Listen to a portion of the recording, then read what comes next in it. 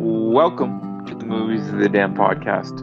My name is Kyle Grant, and I'm sitting here with my friend and published horror author, John Hunt. If you enjoy what you hear here today, please subscribe to our YouTube channel, check out our Facebook page, and follow us on both Instagram and Twitter at Damned Movies. Email us any questions, comments, and suggestions to moviesthedamned@gmail.com. For further details on John's published work, johnhuntfiction.wordpress.com. Today, we'll be discussing Jim Wynorski's 1986 science fiction horror comedy, Shopping Mall, originally released as Killbots. The movie follows teenage friends having a party at a store in the mall they work at after the mall is already closed. Things soon go terribly wrong, though, as recently purchased security robots start malfunctioning and attacking the teens. The teens are slowly picked off one by one, and the movie ends with only new love interest Ferdy and Allison surviving. John, opening thoughts on the movie? You know what? I I really like this movie. Actually, I don't know if you thought I would like this or not, but I really enjoyed this film. It was I don't. There's so many movies where they try to make that balance, right, of cheese and horror, and sometimes you either end up rolling your eyes and wanting to leave the theater, or sometimes you're just like, they totally missed the mark, and the horror was either too graphic or it just wasn't enough. I thought this had a great balance of comedy, horror, and I guess nonsense. Really, like even from the very beginning, I was quite happy with this film. I don't know. That's what I got. Ha- had you never seen this before?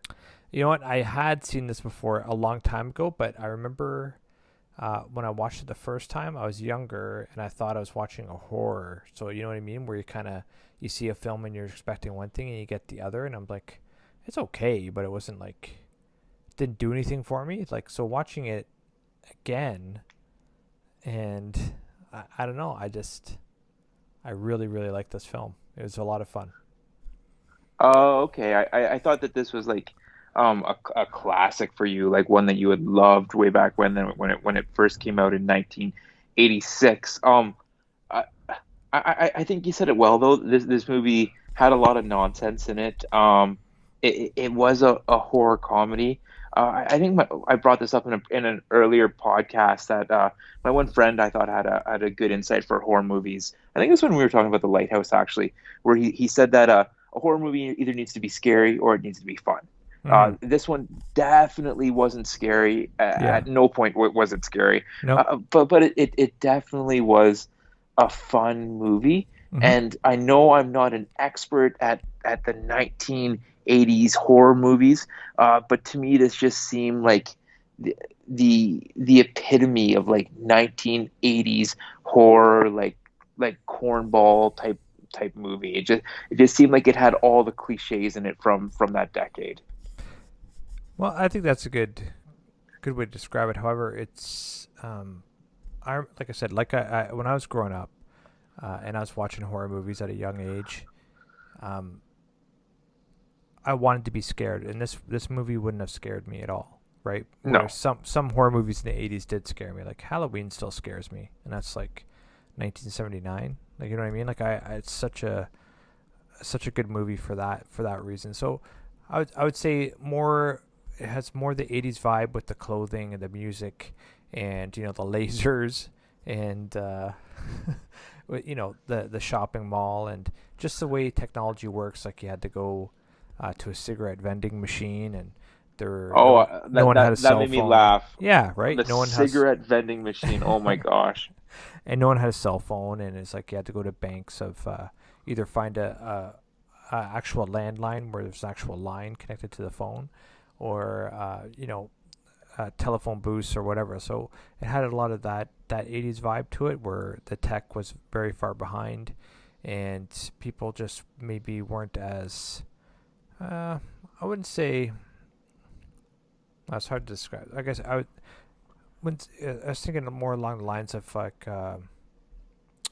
savvy, but I think that has a lot to do with the tech and the information age, right? Like, because right now, within your cell phone, you're holding a tether to all the information in the world, right? Like, it's so different than the 80s, where it's like, if you want to learn something, you went to the library, right? If you want to learn something, you opened an encyclopedia, right? It wasn't nearly that the way that it is now. So I guess savvy is not really the correct term, because the tech would have driven the knowledge of the time, but it was had all the other hallmarks of 80s. Uh, like I said, the music and everything like that, and I had a really good time watching this. Like I laughed. Like there's just a lot of good scenes in this film where it's just like, this is so cliche but fun at the same time. Like what was that weird like makeout session in the furniture store where they're all on separate beds within the same room making out? It was just so weird, man. But it was just Oh, funny to watch, right? You're just like, this oh, it is was it was ridiculous, yeah. and the two at the end, what were their names again? Is it Allison and Ferdy? Is that how you say his name? Ferdy? I think so. Um, they're sitting there watching the scary movie, and all the other couples are like in the beds, like 10 feet from them. I'm like, this is pretty ridiculous. Like Hmm. were some like eye rolling moments in this. Like the one that like got me right away is kind of at the beginning when they're demonstrating these robots, and there's the line, and trust me, absolutely nothing can go wrong. I And know, then the right? opening credits are all, I'm like, oh my gosh, this is so ridiculous, right? But it's like they're intending. They're intending it to be cheesy. They're intending it to be over the top, and it continues throughout the movie. So it, it's unique in that way, and as you've already said, that's what makes it fun. Oh, well, for sure. Like it had all the hallmarks of setting up what they wanted to show in this film, right? So at the very beginning, they had like the I guess you want to say the demonstration of what the robots can do. So right at the very beginning, they were telling you these are the limitations. This is what it can do. This is potentially how you can stop it. It had all the stuff in there to give you everything you needed to go forward without asking all the questions while you're watching the movie. Like, well, how is this possible? Right? It was already answered in the first 2-3 minutes, so you never had those questions. All you had to Yeah, watch. it's like they set out the rules, right? Yeah, exactly. They set out the rules, and so then it was like you're watching it, and it's just like you didn't have to ask any of those questions because it had already been satisfied, and so really all you had to do was pay attention to the mayhem and the general malarkey of the cast of characters, which was pretty funny to me. I really Oh, they enjoyed were it. crazy Yeah, characters. Like yeah. it seemed like all their personalities were like to the max. It's like all their personalities were like cranked up to the like through the roof. They're almost like caricatures of themselves, if that makes sense. No, absolutely for sure. They took character points and exaggerated them, puffed them up, ballooned them up, uh, and those are the ones that were walking around in the film. There was no subtlety, there was no nuance in this. It was just like, okay, well, this guy is, or this heroine is the shy one who will come out on top because she doesn't break any of the rules, right? Yeah. The rules that were readily identified by Scream, but they had been, done there before that, right? So this is a girl they're gonna go through that, and this is a guy that's gonna help her get there because he's also that guy that's considerate and not into the booze, not into the drugs, and he wasn't trying to get down her pants like he did.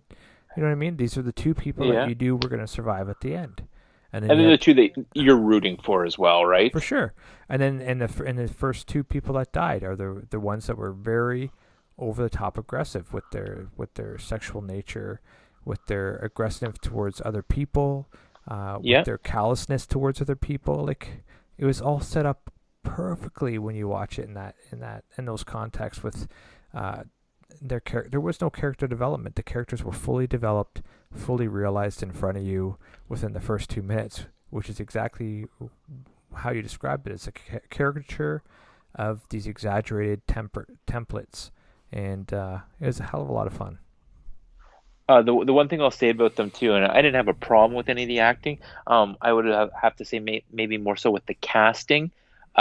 Like all these teenagers, like the actors are all clearly in their late 20s, and I Hmm. know that even they do that today. That when they're casting high school kids, they're always older than what they're playing. But maybe they just do a better job of making them seem younger in more modern day films and TV shows. Hmm. Well, I don't know. Were these teenagers? Because those two were married. Oh yes, but I was maybe talking more about like so Ferdy and his friends and the girls. I'm pretty sure they were meant to be teenagers. Like you remember the one girl who died very early on. She was talking to her dad, working in her dad's store the one time. So at Hmm. least that was the assumption I got that they were all teenagers. So I got a different assumption because those two Okay. were recently married and they opened Yeah. up their own business, right? And they were meeting their friends at this furniture store. So if you're meeting your friends at the Okay. furniture store, I thought you were all kind of peers. That's just the impression I got. Uh But yeah, no, no, I hear you. I hear you. I think there's interesting because that you mentioned the dad, and the dad I'm pretty sure is the one of the head teachers from Friday the 13th Part 8 Jason Takes Manhattan. Pretty Oh, really? sure. Yeah. I'm pretty sure that's who it was. So when I saw him and I heard him talk, I was like, "Oh, interesting." So Oh, it was well, kind of fun that way.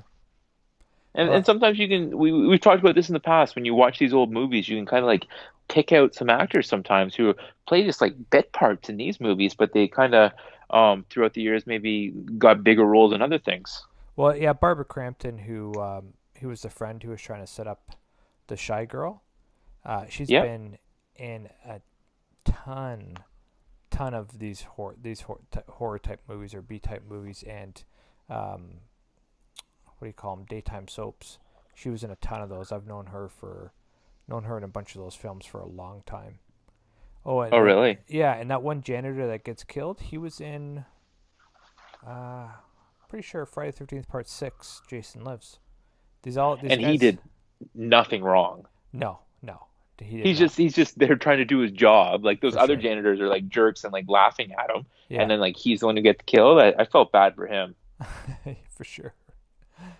This is Uh, like I said, I had a great time watching this film, man.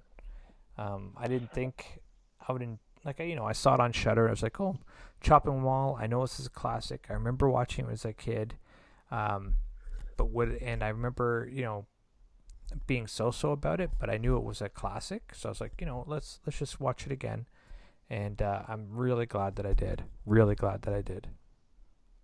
And yeah, I'd never I hadn't seen it before. This thing came out when I was 1 years old, but it was a fun movie. And like again, nothing in it was scary. One part actually did make me a jump though, because I like it was unexpected. Mm-hmm. It was I want to call it the second teenage. I'm still gonna call them teenagers. The second teenage kill when the robot shoots the laser at the one girl and her like head explodes. Mm-hmm. Yeah. I did not expect that. So that actually like made me jump because I'm like, oh wow, I didn't see that coming. But other than that, like not really too many jump scares or anything in that nature for me at least. The one thing that it creeped me out though Mm-hmm. is when Allison was hiding in the pet store. Remember that? She's on the floor Yeah. and all like the tarantulas and snakes are like crawling towards her and on top of her, but she can't move or make any noise, or else the robot will like know that she's there. Like that freaked me out. I hate snakes and spiders and stuff like that. Oh yeah. I remember watching that part going like this is like she puts a dog bag up by her face and this robot can't see her. Like I remember laughing Yeah, at that. But yeah, yeah, a little like over the top, right? yeah, but it's like it's just a lot of fun, right? No, Um no, no, for sure. mhm. The one thing, what it's not even a criticism. It's just like I spotted it a million miles away as they try and do that kind of like surprise reveal at the end, where like Ferdy is actually alive. Like I saw that coming a mile away. Like Oh, there were of so many like course.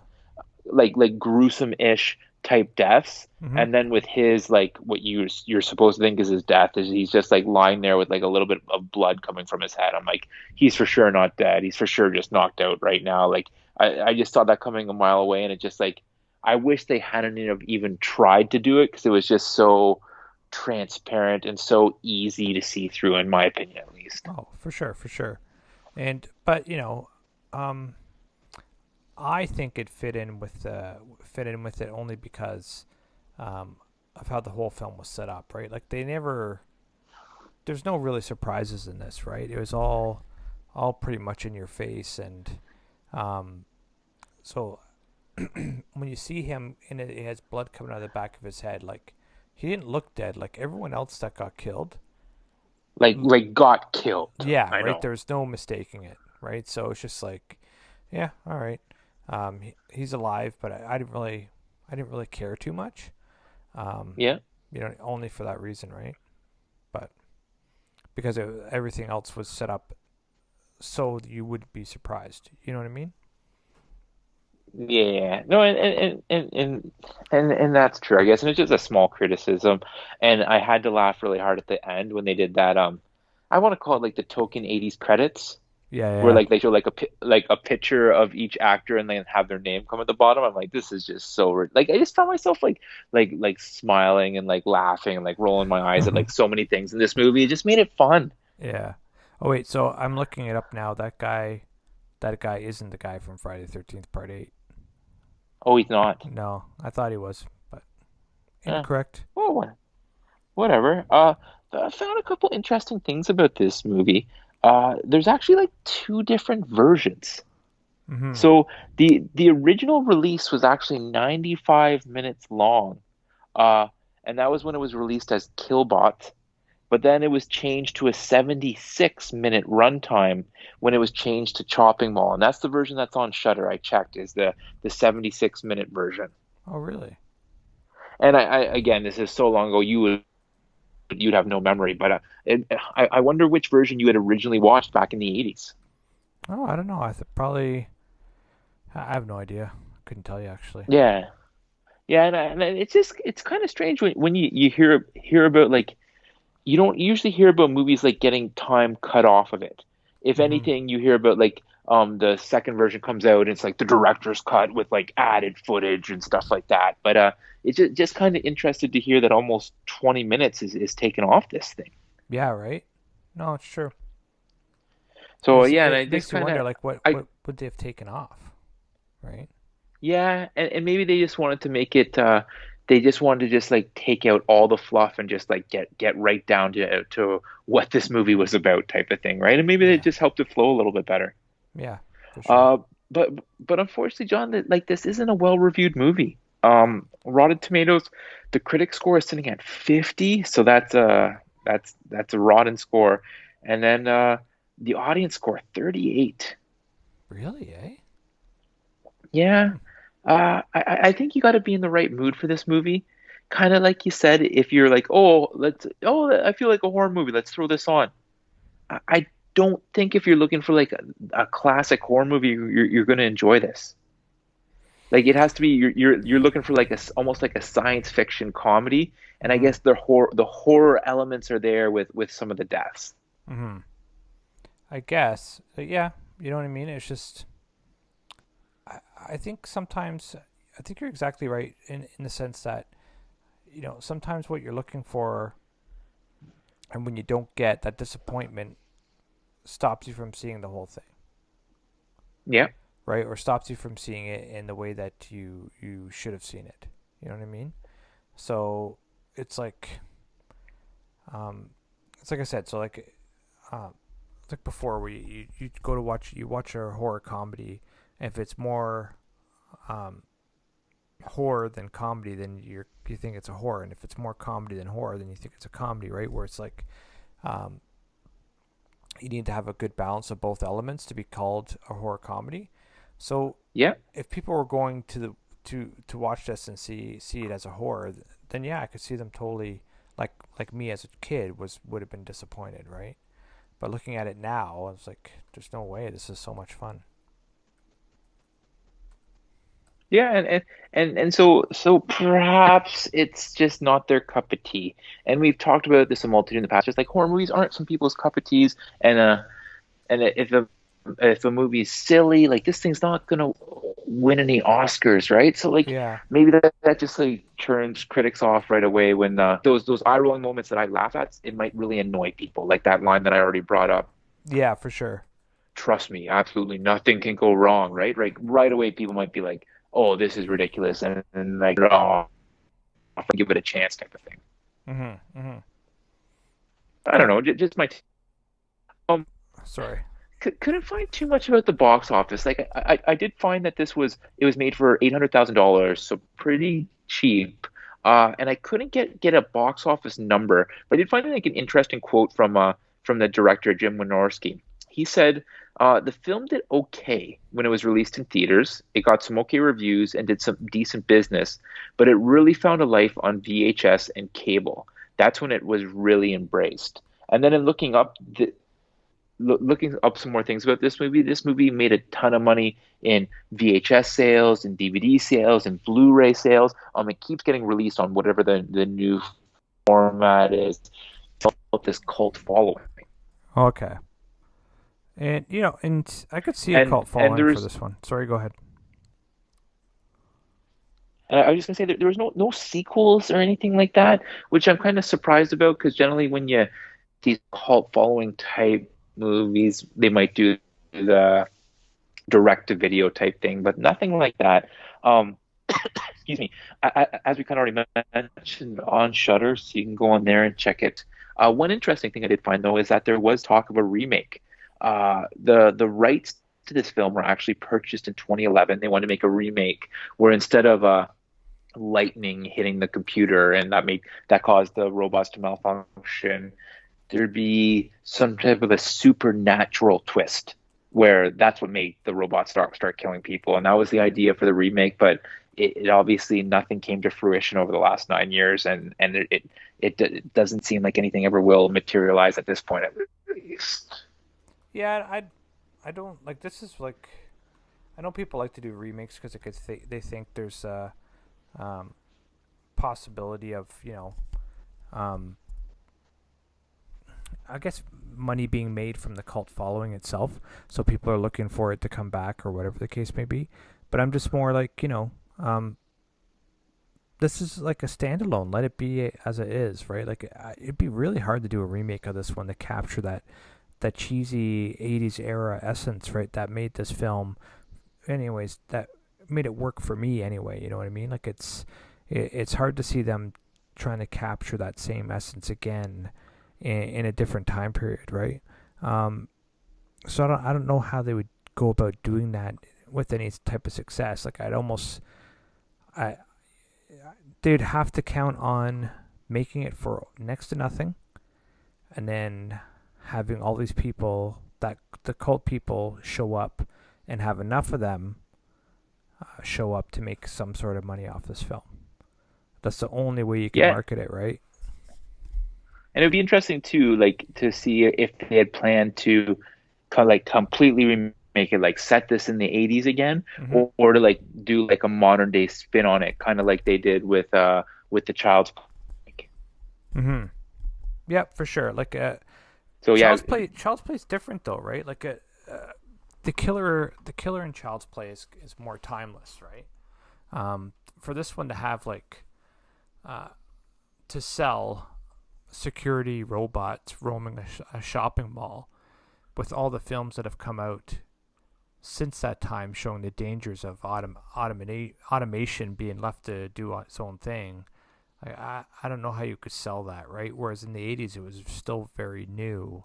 This whole idea of future automation and how robots and computers can be counted on to do the right thing, and what could go wrong in those situations, right? So I think like Child's Play is a little different, whereas they did do a reboot. They did make him not be there was no demonic possession or anything like that. It was just once again a malfunctioning robot. Uh, but the actual Chucky itself, like the killer, I thought that was still projected and captured pretty well, the idea. I don't know how you would do that with this one. Um, However, I'd have to tell you, I'd go see it. I would go see it. Yeah. Well, especially after seeing the original, I would go see it as well. Hmm. And I wonder if they would have the same, if they did remake it, if they'd have the same thing where at whatever it was, 10 p.m., the doors to the mall get sealed with metal gates. I'm I like, know. that's pretty, or steel gates. I'm like, that's pretty ridiculous. Like those things would even happen at like banks, right? I'm I like, know. and then I'm thinking to myself, I'm like, what if somebody's in there and there's like a fire or something like that? Like they I know. can't get out. I just thought that was a bit of a ridiculous twist, right? But it was, I understand that it was necessary for the movie. For sure. And they set that all up, I thought, very, very clever at the very beginning. And like I said, it was like, and with the lightning, you know, like I could just see them sitting around writing the script going, how will we get these robots to malfunction? How about we have lightning hit the computer? Perfect, right? Like it's just such a cliched way of causing mayhem, a force Oh of yeah. nature, right? And so I had a good time with this film. Oh, and on a No, side note, it was. yeah, go ahead. Yeah, I was just gonna say, yeah, it was a good one. As far as my rank, like, I don't know, like, I'd probably give it, I'd give it a thumbs up. Like, if you're looking for a fun movie, I'd recommend it to people. But I don't know if I'd be much higher than a 60 myself. Well, so that's an interesting point. So, I would not recommend this to my kids. Like they don't get the '80s, right? Yeah, Like Ethan, who's 19 or like almost 20 or whatever. Like he'd get it and he'd be fine, but I don't think he'd appreciate it the way I would appreciate it, or I did appreciate it. I would tell people in my age group who like horror comedies to watch this, but that's a small uh, minority of people, right? Like that's not a lot of people that like that special or specific type of film. So I would say for me, my personal enjoyment, I'd be in the 70-75 range for this because I thought what they were trying to execute, they did very, very well. yeah, And I can't really find a lot of fault with what they did, right? You expected these people to make stupid decisions because they set it up that way. You expected things to go wrong because they set up that way. You expected these robots to have lasers come out of their eyes because they set it up that way, right? I don't see too much wrong with this other than if you don't like, uh, that type of movie, then you're not going to watch it. But if you're going to this film with your eyes closed and not knowing what type of movie you're getting into, then I don't know what to say to that. You should probably look into what you're going to go see. But if you're in a specific, yeah, it's tough. If you're in a specific age group, like my age group, or even yeah. you know what I mean, and you like these type of films, then I definitely give this. I definitely tell you to go see it. But I would not. If you're out of that small minority of parameters, I wouldn't recommend this to you. Like I would Yeah, not. it might not be your cup of tea in that Yeah, case, right? right. Because my wife's my age, but I would never tell her to watch this, right? Like, No, yeah, it'd be a big eye roll for her. yeah, she'd be like, nah, no thanks. And but I tell you and I tell some other friends that I know would enjoy this type of film, but that, like I said, that's a small group of people. No, fair enough. Well, my friend, anything else to add on this one? No, I got nothing. Um, Only other thing we have, folks, is next week's episode is a big one for us. John, episode 100 coming out 100. next week. Holy cow. Pretty wild, eh? It is wild. Yeah, so it's we've been doing this thing for almost 2 years now. We appreciate all the support, everyone listening, the comments we're getting, the emails, the feedback. Thank you so much. Keep it up. But for episode 100, we wanted to kind of go with a big movie that, for a lot of people, you hear this all the time, that people argue this might be one of the greatest horror movies of all time. It definitely appears on a lot of people's top five lists, top 10 lists. Uh, so we kind of handpicked this one as we wanted to do a big movie for episode 100. So next week we're going to be discussing The Shining, John. That's right. The Shining, Stanley Kubrick directed, based upon Stephen King novel. And I can tell you that there's only two books that ever scared me while I was reading them, like actually make the hairs raise on my arms. And they're both written by Stephen King. One of them happens to be The Shining. So I know a lot about this book. I've read this book a few times. I've watched this movie a few times, but I haven't watched it for years. Like I want to say I haven't watched it for maybe 15 years. So that being said, I saw those lists, about people saying this is the scariest movie of all time, blah blah blah, should be up there top 5. This one and The Exorcist always get up there, and I'm like, I don't see how that is. So, that's pretty interesting. I think we're gonna have a great discussion about this because I do like Stanley Kubrick as a director. Who doesn't like Jack Nicholson? Like I've never met a person who doesn't like the guy. So One of the greatest actors of all time. absolutely, and he always plays Jack Nicholson. So he's just a good guy to watch. So I think this is going to be a great discussion, and I'm looking forward to it. Good movie pick for 100, and we'll get into it again. So as a little sneak peek, John might not agree with all those people who say it's a great for all time. Well, we'll get into next week. But before we go, John, what's the second book that scared you? It. Okay, Yeah. fair enough. The book. There's a couple scenes in that book, man. Oh my god. They captured a lot of the good essences in it, like we discussed before. But the Paul Bunyan statue in the book, that whole scene that he wrote, holy cow, such a good scene. But yeah, Well, there you go. Well, folks, please subscribe to our YouTube channel, check out our Facebook page, and follow us on both Twitter and Instagram at Damn Movies. We want to hear what you thought of today's podcast and any suggestions you have, especially in terms of what movies you'd like us to discuss next. Send us an email to moviesofthedamned@gmail.com. Please also check out John's full-length novels. His first 2 novels, Dollhouse and The Tracker, are Amazon bestsellers. You can also order his novella Balance, his book of short stories, Four Shots of Horror, and his newest novel, Off the Grid, all available right now on Amazon. For further details on John's other published works, please visit his blog, johnhuntfiction.wordpress.com. Thanks for listening, and we'll see you next time. that's right, everyone. Appreciate you tuning in. Have a great week.